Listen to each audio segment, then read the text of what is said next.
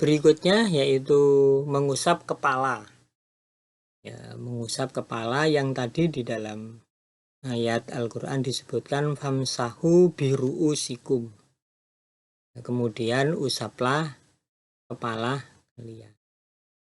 Berbeda dengan membasuh wajah dan membasuh tangan yang harus diguyur dengan air, memang harus dibasahi dengan air karena pakai kata faksilu.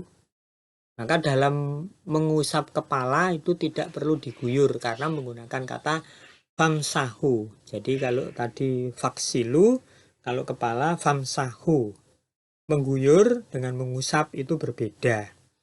Ya, kalau mengguyur itu berarti membasahi, maka harus rata dengan air, semuanya harus terbasuh dengan air. Makanya tadi dengan digosok-gosok.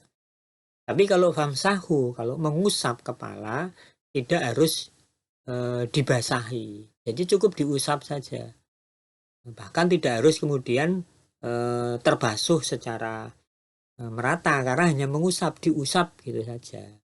Nah, caranya, cara mengusap kepala menurut contoh dari Rasulullah adalah kedua telapak tangan dibasahi oleh air, dibasahi, tidak mengambil air tapi dibasahi, kedua telapak tangan ini dibasahi oleh air. Selanjutnya kedua telapak tangan ini diusapkan pada kepala. Kepala itu bagian dari anggota tubuh di atas ini yang ditumbuhi rambut gitu ya. Dimulai dari bagian depan, nah, di atasnya dahi. Bagian depan di atasnya dahi. Kemudian digerakkan ke belakang. Nah, itu jadi dari sini digerakkan ke belakang.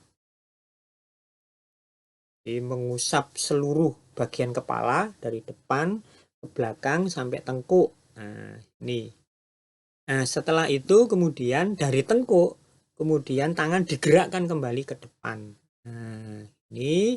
Dan selanjutnya dua jari telunjuk ini masuk ke dalam lubang telinga untuk membersihkan bagian dalam, sementara yang ibu jari digunakan untuk membersihkan bagian luar daun telinga.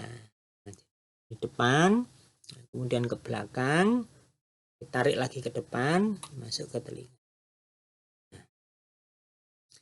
Nah, karena mengusap, ya, jadi karena mengusap maka tidak perlu harus merata tadi itu.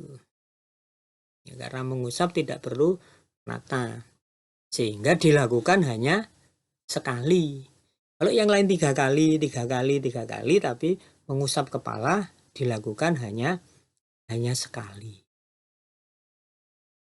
Nah, bagaimana kalau mengusap kepala itu hanya dilakukan dengan cara apa? Sebagian, ya, sebagian kepala. Memang kata biru usikum itu ada yang memahami, menafsirkan, Imam Syafi'i misalkan menafsirkan sebagian dari kepala. Sehingga ada yang kemudian hanya sekedar begini saja. Nah, mengusap kepala itu hanya segini. Mengusap bukan apa itu membasahi, ya, mengusap itu. Nah, mengusap itu ya disapu semuanya begini. Dan itulah yang dicontohkan Rasulullah. Jadi Rasulullah itu dalam mengusap kepala itu mencontohkan begitu. Ya, tidak dengan hanya sekedar gini saja gitu ya. Sehingga karena kita mengikuti contoh Rasulullah, maka mengusap kepala caranya dengan cara seperti itu. Nah, lantas bagaimana jika seorang wanita mengusap kepala sementara ia tidak membuka jilbabnya? Jadi dia berwudu di tempat terbuka, jilbabnya tidak dibuka. Dalam kaitannya dengan hal itu, maka cukup bagi si wanita tersebut mengusap bagian depan dari kepalanya dengan cara memasukkan kedua telapak tangannya yang telah dibasahi oleh air, kemudian langsung membersihkan kedua telinganya bagian luar. Jadi, nah, dimasukkan gini, kemudian sesudah itu ada juga yang kemudian mengusap kedua telapak tangannya di atas jilbabnya. Ini untuk wanita yang tidak membuka jilbab. Nah, kemudian yang ke-10, membasuh kedua kaki sampai mata kaki. arjulakum ilal ka'bain. Jadi basuhlah kedua kakimu sampai mata kaki. Seperti halnya membasuh kedua tangan, ketika membasuh kedua kaki hendaknya juga dengan cara digosok-gosok. Nah, jadi ini karena juga faksilu ya, digosok-gosok, harus rata, harus dibasahi. Tidak seperti kepala tadi ya, tapi seperti tangan dan wajah. Jari-jari kaki hendaknya juga di sela-sela.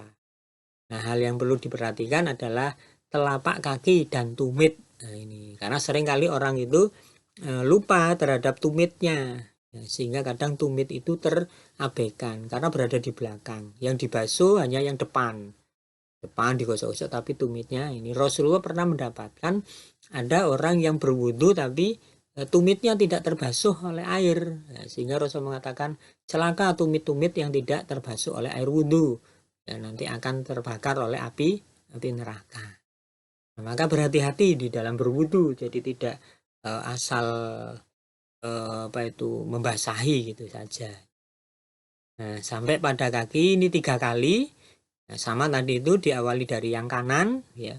Seringkali terjadi orang membasuh kaki dalam berwudu hanya sekedar diguyur dengan air saja. Akibatnya telapak kaki dan tumitnya tidak terbasuh air tadi.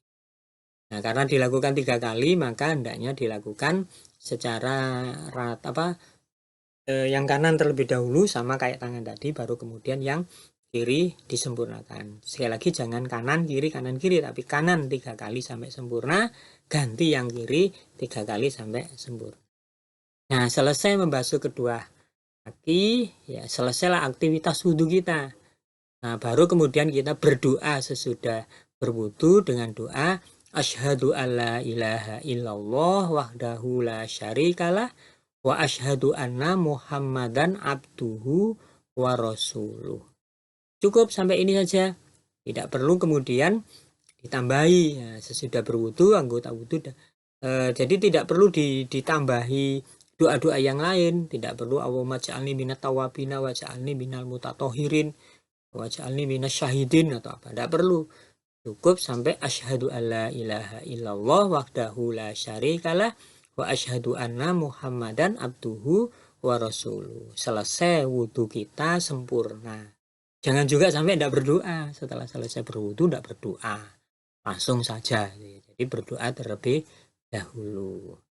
Nah, sesudah berwudu selesai, anggota wudu dapat dikeringkan dengan handuk ataupun kain yang lain, agar ketika sholat tidak terganggu dengan ceceran air wudu yang terus menetes. Ini tata cara berwudu ya, sesuai dengan tuntunan dari Rasulullah Shallallahu Alaihi Wasallam.